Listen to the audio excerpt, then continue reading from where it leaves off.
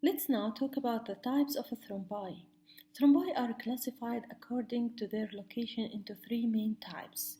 The first is called mural thrombi, the second is arterial thrombi, and the third is venous or phlebothrombosis. Regarding the mural thrombi, we call the thrombi that occur in the heart chambers or in the aortic lumen as a mural thrombi. Arterial thrombi اللي بيصيروا بالarteries اللي هي الشرايين. Usually this happens over a previously ruptured atherosclerotic plaque فوق منطقة فيها تصلب شرايين صار فيها تقرح بصير في عنا thrombosis. This is what we call arterial thrombi, but also it can also be associated with other forms of vascular injury such as vasculitis, trauma can cause arterial thrombi. Venous thrombi, on the other hand, or what we call phlebothrombosis, those are the name called for any thrombosis that occur in the venous circulation, في الأوردة. And the most common one are the veins of the lower extremities because they are the most commonly affected, accounting for 90% of the thrombi that occur in the venous circulation. However, other veins can be involved, like the veins in the upper extremities, the periprostatic plexus, and the ovarian or periuterine veins.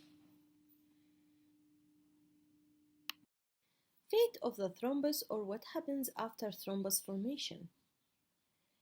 As you all know, the presence of a thrombus may result in complete obstruction of the blood supply to an organ or tissue.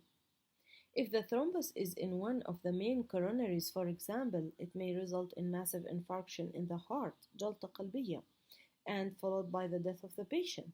But if this patient survives the initial thrombotic event and he is alive, during the next few days to weeks, the thrombus evolves through a combination of the following processes. Let's start with the first. The first one is called propagation.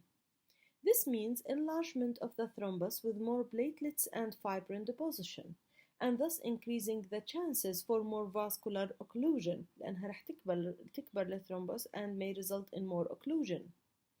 The second option that parts of the thrombus ممكن تنفصل عنها, detached, and they will be transported elsewhere in the vasculature, resulting in vascular obstruction in smaller vessels.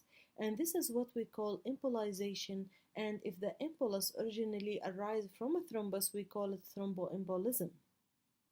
The third option is dissolution, and this happens in newly formed thrombi by the activation of the fibrinolytic factors leading to rapid shrinkage and complete dissolution of the thrombus.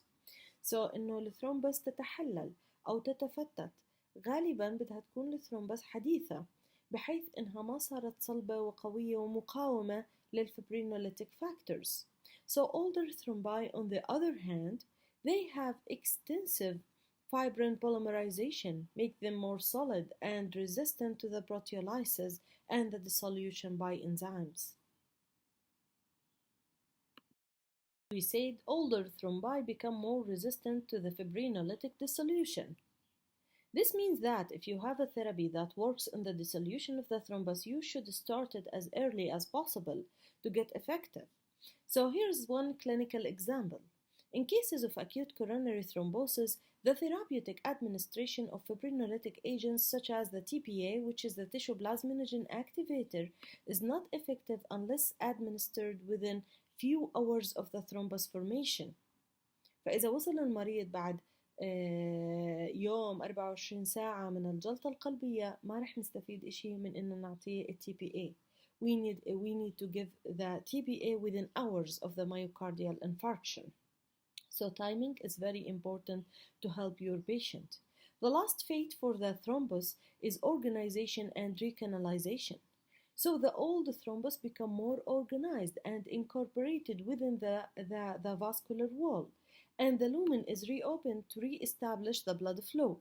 This happens by enzymatic digestion of the center of the thrombus. So بتصير الثرومبس نفسها part من الفاسكولار wall وبتصير more organized بحيث إنه البلد يمر من خلالها، فبصير في عنا re-establishment of the blood supply to the organ or the tissue.